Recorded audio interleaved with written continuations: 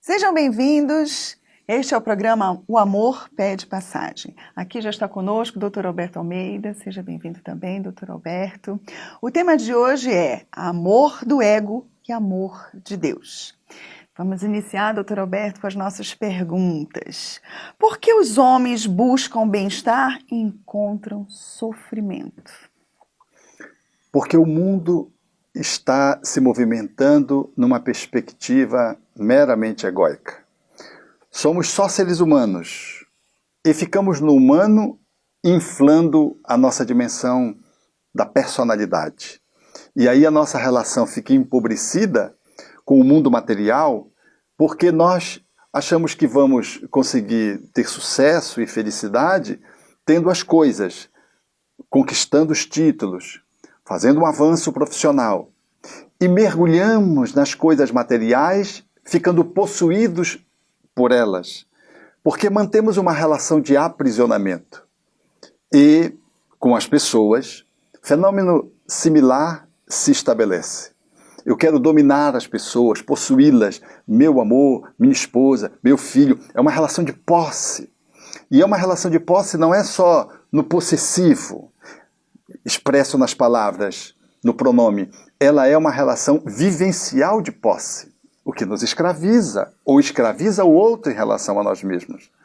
Então esse mundo nos convida a fazermos uma relação para além do ego. O ego é uma condição do ser humano que coordena a nossa vida psíquica, é o centro que coordena a nossa vida psíquica, necessário para a nossa expressão, e todos os seres humanos devemos ter um bom ego, mas não precisamos ter um ego inflado, hipertrofiado, tal como se diz no cotidiano, foi uma lustrada no meu ego, meu ego se inflou, e a gente fala isso num tom de graça, de enaltecimento, esquecendo de que isso nós estamos apenas estabelecendo uma hiperinflação do nível do humano em detrimento do essencial que somos.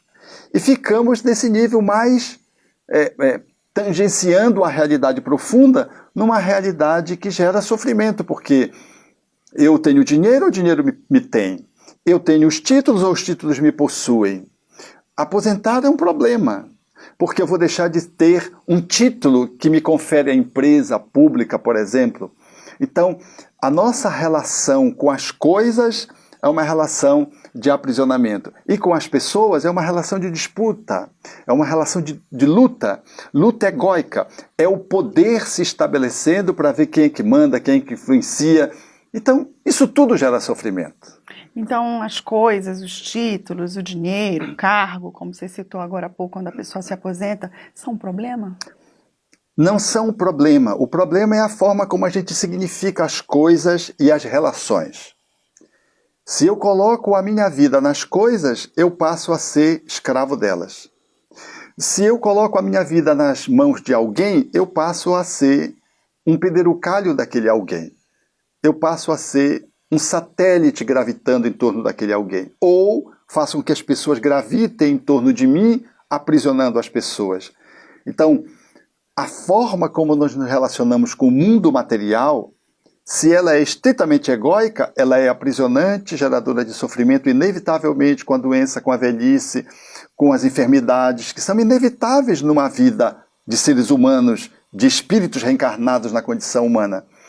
E funcionar só com o nível de ego é, então, fazer um enfrentamento desproporcional. Estabelecer relações sociais, relações humanas nesse nível egóico é igualmente desafiador e gerador de desconforto se eu significo de que eu, para ser feliz, tenho que ser melhor do que o outro, tenho que dominar o outro, tenho que influenciar maior número de pessoas. Tenho que ter mais do que o outro. Tenho que ter mais do que o outro. Eu acabo abrindo mão da minha vida para ficar prisioneiro do ego na sua expressão de poder sobre os outros. Então, nada em si mesmo é ruim. O ruim é como eu empresto um significado aquilo com que eu me relaciono ou às pessoas com quem eu me relaciono.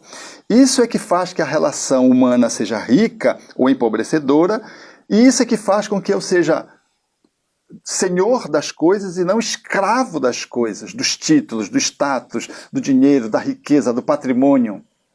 Certo. E como é que a gente consegue colocar Deus no meio disso tudo? Nós colocamos Deus não como se preconiza, né, o sucesso da religião. Se você vir para aqui, a sua vida vai prosperar. É até um apelo que se faz, colocando o nome do divino, de que se as pessoas frequentarem tal ou tal culto, elas serão olhadas por Deus e elas vão ter as coisas, elas vão mudar de emprego, elas vão ganhar emprego. E aí faz-se um discurso que é um discurso deformante da divindade ou da relação com a divindade. É mais às vezes uma manipulação de um Deus egóico usado por pessoas que estão exercendo o seu poder egóico de influenciação sobre os outros, manipulando-as. Trazer Deus para esse mundo é descobrir que, para além do ego, eu sou um ser luminoso. Allan Kardec tinha uma expressão muito interessante para caracterizar isso quando perguntou aos espíritos o que é que nós éramos, enquanto almas, espíritos. E os espíritos disseram, clarão, centelha etérea, para significar de que nós não somos uma forma, nós somos uma essência. De que nós não somos só matéria, nós somos espíritos, e espíritos com essa qualidade de luz. Não era essa luz aqui, porque essa luz aqui está numa dimensão ainda material. Mas eles usaram essa expressão para que pudéssemos entender essa qualidade do ser que somos. É aí que está o Deus com D pequenininho. Lidar com as coisas, trazendo o divino para o cotidiano, é poder se relacionar com as pessoas e com o mundo material para além do ego, para a qualidade de luz que sou, para o espírito que eu sou. Na linguagem psicológica chama-se para o self, numa linguagem junguiana, ou do eu superior, na linguagem de Eva Pierracos, por exemplo. É estabelecer, portanto, uma relação com o mundo humana, nada obstante, seja transhumana, seja transcendental. Porque se eu me relacionar só como ego, nós vamos exercer uma relação da personalidade com o mundo, de alguém que nasceu e vai morrer.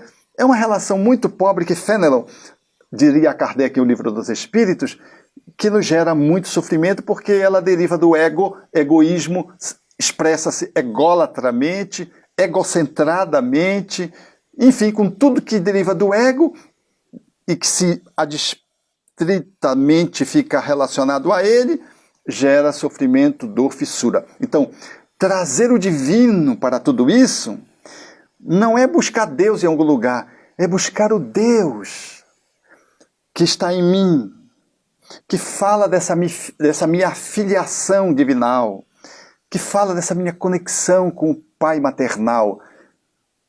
Mas não é o Deus fora, é buscar o Deus que está dentro de mim, o divino que sou. Então, quando eu faço isso, eu ultrapasso o ego e passo a agir dessa instância. E o ego passa a ser servo e não ser senhor da minha vida. Certo. Eu tenho uma pergunta para lhe fazer sobre divindade, mas eu vou lhe pedir para o senhor responder no próximo bloco. Então nós vamos a um intervalo e já voltamos. Fique conosco.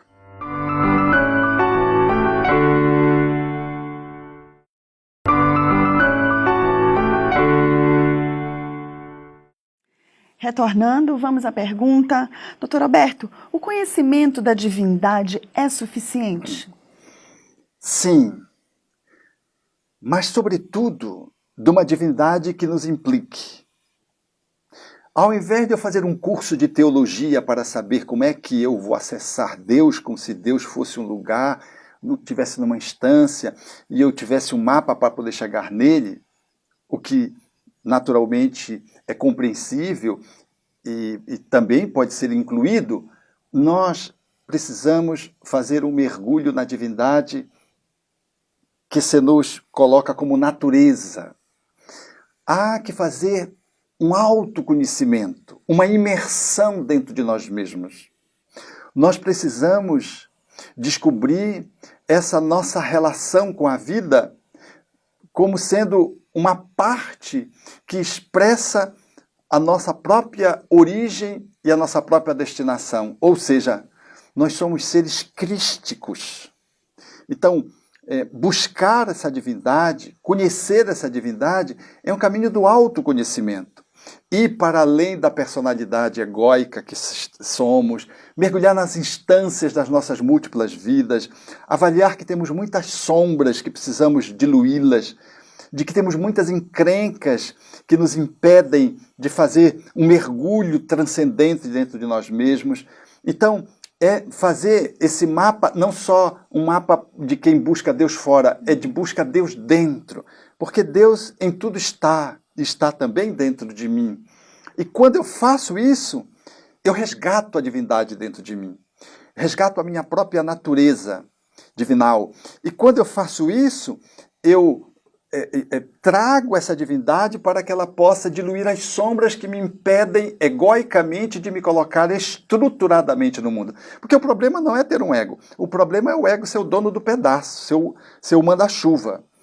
O ego seria o senhor da minha vida, eu estou perdido no egoísmo. Por isso que o egoísmo é a chaga da humanidade.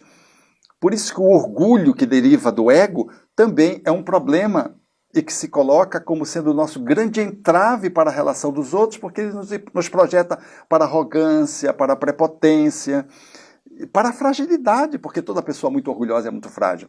Então, quando nós mergulhamos e fazemos o conhecimento dessa nossa natureza divina, nós encontramos o Deus fora e o Deus dentro. O Deus com D maiúsculo e o Deus com D pequenininho, que somos nós. E aí nós somos capazes de fazer uma boa estruturação egóica e lidar com a nossa humanidade de uma forma mais adequada e podermos exercitar um amor que é mais humano, mas ele vai para além do humano, ele transcende. E Jesus? Jesus representa a vitória do ego? Jesus é o exemplo máximo de que o ser humano precisa superar o ego.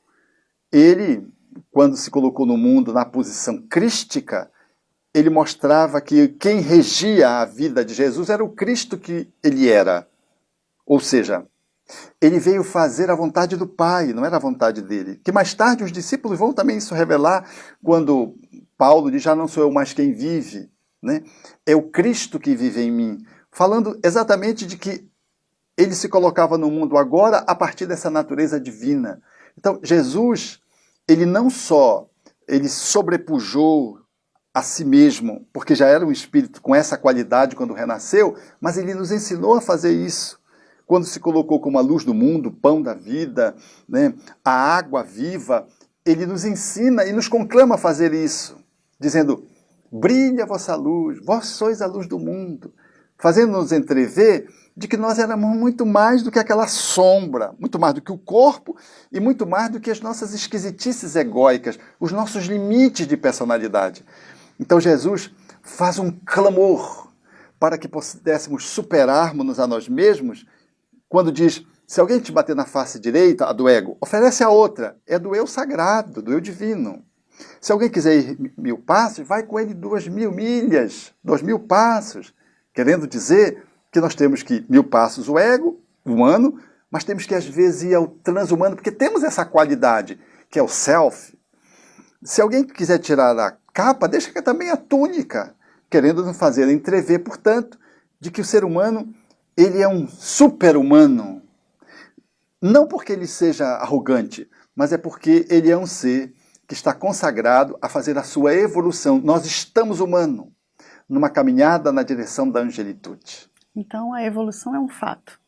Ele é inevitável e todos nós estamos condenados a fazermos uma viagem da animalidade para a espiritualidade superior, da nossa condição de inteligência precária para as grandes potências intuitivas, como diz o Espírito Emmanuel, sairmos da nossa condição de bípede para alçarmos voos no campo da integração com o divino no nosso processo de perfeição possível de ser alcançado. Doutor Roberto, muito obrigada por ter estado conosco em mais esse programa, Amor Pede Passagem. Obrigada a você. Fique conosco para o próximo programa.